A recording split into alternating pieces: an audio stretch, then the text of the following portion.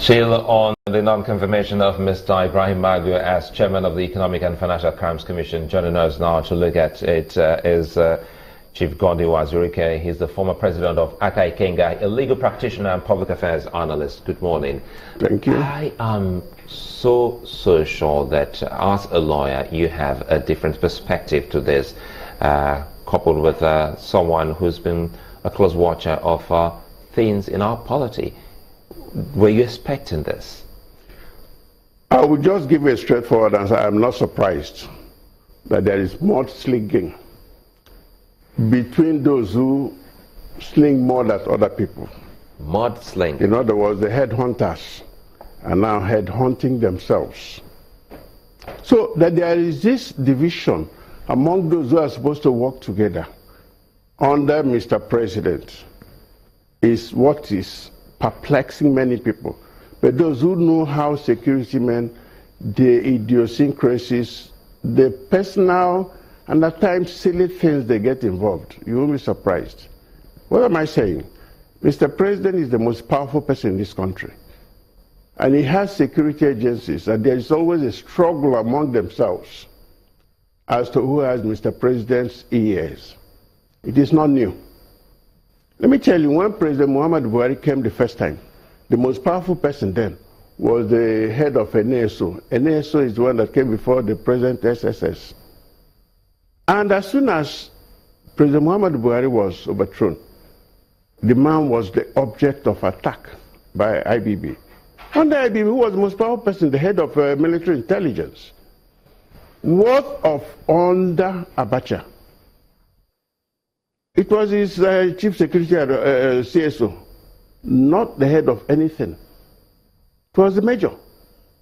And other generals were standing up for him.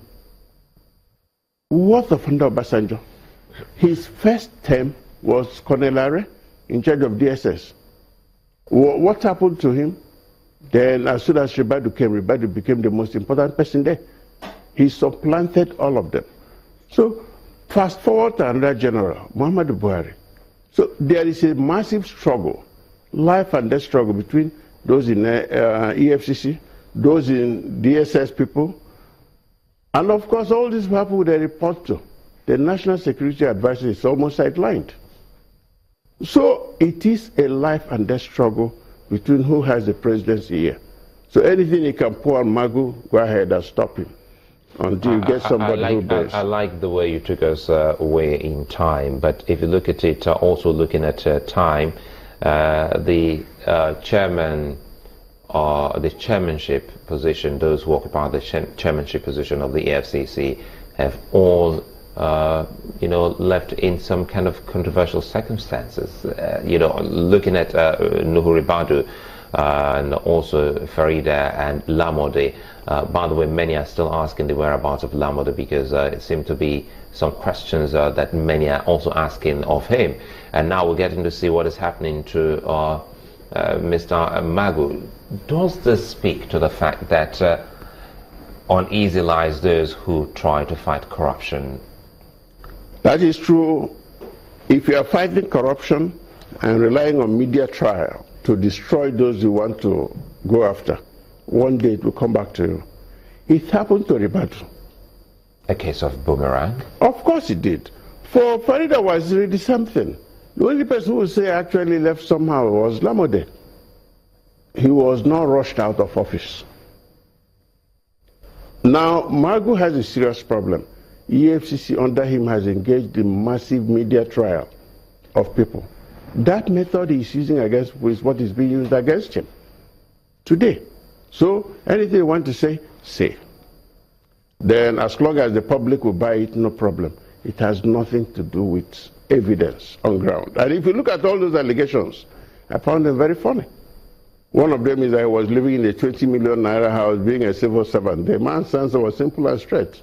It is a house rented for me by FCT.